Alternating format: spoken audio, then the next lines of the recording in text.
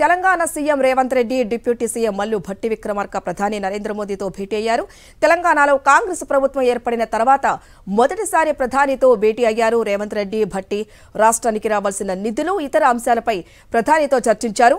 పాలమూరు ప్రాజెక్టుకు జాతీయ హోదా ఇవ్వాలని విజ్ఞప్తి చేశారు.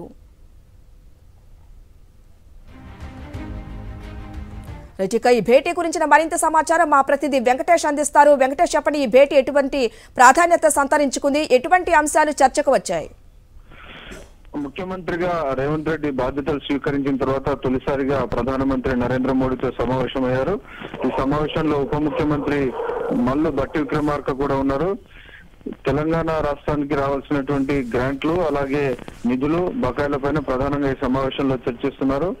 ఆర్థిక సంవత్సరం వచ్చే మార్చి తోటి పూర్తవుతున్న నేపథ్యంలో కేంద్ర ప్రభుత్వం నుంచి వివిధ పథకాల కింద రావాల్సినటువంటి నిధులన్నీ కూడా వేగంగా విడుదల చేయాలని ముఖ్యమంత్రి రేవంత్ రెడ్డి కోరుతున్నారు. అలాగే పాలమూరు డిండి ప్రాజెక్టుకు జాతీయ హోదా ఇవ్వాలని విజ్ఞప్తి చేశారు. దానివల్ల కేంద్ర ప్రభుత్వం నుంచి 100% నిధులు వచ్చేటువంటి వెసులుబాటు ఉంది కాబట్టి ఆ దిశగా ఆ ప్రాజెక్టుకు జాతీయ హోదా ఇవ్వాలని ఆయన విజ్ఞప్తి చేస్తున్నారు.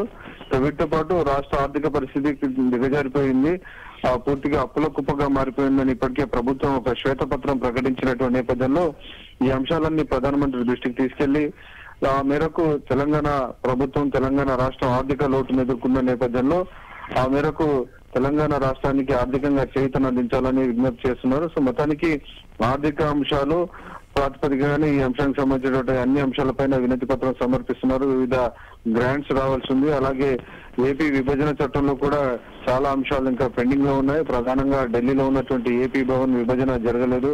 అలాగే షెడ్యూల్ 13 లో ఉన్నటువంటి ఆస్తుల విభజన జరగలేదు. కాబట్టి వీటన్నిటిని పూర్తి చేసే దిశగా చర్యలు తీసుకోవాలని ముఖ్యమంత్రి కోరుతున్నారు. థాంక్యూ వెంకటేష్.